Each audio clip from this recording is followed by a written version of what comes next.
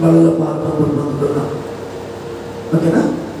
పరిశుద్ధుడు ప్రేమ నమ్మకం కలిగిన మా ప్రియ పరలోకపు తండ్రి, ఈ ఉదయకాల సమయంలో మీ కృపలో నాయన మీ రాకడ ఎలా ఉంటుంది, వచ్చే టైంకి మేము స్వార్థ ఎలా చేయాలి,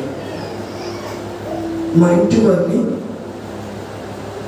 మాకు కనబడిన వారిని ఎలా సిద్ధం చేయాలి, ఈ రాకడ చెప్పి రాదు. ఆకాశం భూమి గతించిపోతుంది, కానీ నీ మాటలు నిలబడతాయి, వాక్యం నిలబడుతుంది కనుక ఈ వాక్యం సత్యం కనుక ఈ వాక్యంలో నిలబడితే పరలోక రాజ్యంలో నిలబడతాం.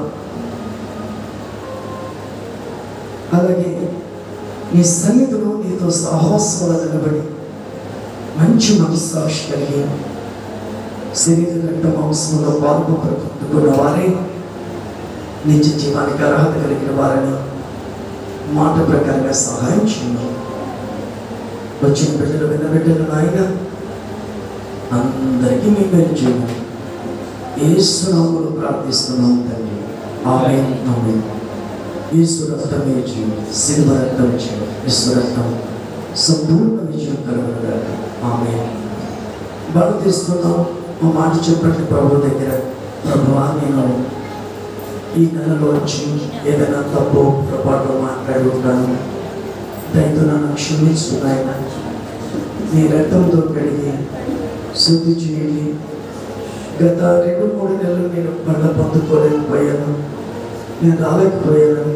ఒకవేళ రాకపోతే కనుక అది ఒప్పుకొని క్షమించండి ప్రభువా, నన్ను మన్నించండి నాయనని ప్రార్థన చేసుకుని మీ మనస్సులో ఆయనకు అప్పగించుకోండి, మీ హృదయాలు అప్పగించండి, ప్రభుకి సమర్పించుకోండి. ఆయన సమర్పణ చేసేసుకోండి మీ హృదయాలు. ఆయన శరీర రక్త మాంసాలు పాల్గొనడం మనం మంచి మనస్సు. ఓకేనా?